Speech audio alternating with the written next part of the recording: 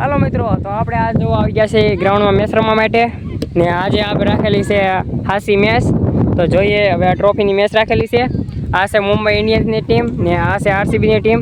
તો તમે કોને સપોર્ટ કરશો કોમેન્ટ કરીને કહેજો. ને આ ટ્રોફીની મેચ આપણે રાખેલી છે. 2 મેચ તો આપણે જીતી ગયા છે ને હવે જોઈએ કે આ ટ્રોફીની મેચ કોણ જીતે છે. આ ટ્રોફી બનાવી છે આપણે ને હવે જોઈએ કોણ મેચ જીતે છે. મુંબઈ ઇન્ડિયન્સ જીતે છે કે પછી આરસીબીની ટીમ જીતશે. અમને તો આરસીબી પર પૂરો ભરોસો છે ને અમે આરસીબીને સપોર્ટ પણ કરીએ છીએ. જોઈએ કે હવે આરસીબી જીતી શકે છે, મુંબઈ ઇન્ડિયન્સ જીતી શકે છે. મુંબઈ ઇન્ડિયન્સ ખેલાડી છે ને આજે આરસીબીના ખેલાડી છે. જોઈએ કોણ જીતે. જો આરસીબી વાળાએ પહેલી જ 4 મારી દીધી છે મિત્રો, તમે જોઈ શકો છો. પહેલી જ 4 આરસીબી ઇન ધ વર્લ્ડ, પહેલી જ 4 મારી દીધી છે પહેલા જ બોલે.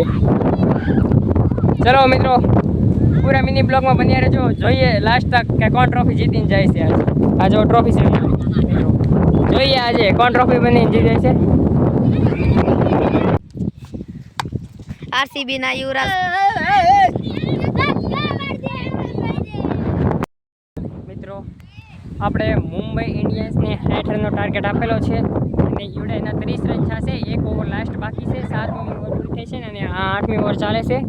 હવે જોઈએ 8મી ઓવરમાં કેટલા રન કરી શકે છે મુંબઈ ઇન્ડિયન્સના ખેલાડી મિત્રો. જો બેટિંગ કરે છે મુંબઈ ઇન્ડિયન્સના ખેલાડી મિત્રો, તમે જોઈ શકો છો. હવે 80 રન એમ થાય એમ તો છે નહીં, એટલે ટ્રોફી આપણા નામની જ છે મિત્રો. હવે જોઈએ શું કરે છે આવડા.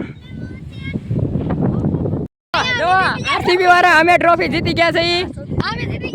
ટ્રોફી અમે જીતી ગયા મિત્રો. જો આપણા નામની ટ્રોફી છે. આ મુંબઈ ઇન્ડિયન તંજુ જો જાય તે જો જાય, મુંબઈ ઇન્ડિયન જો જાય હારીને ભાગ્યો છે. એ ટ્રોફી આપણા નામ થઈ ગઈ મિત્રો. મિની બ્લોગ ને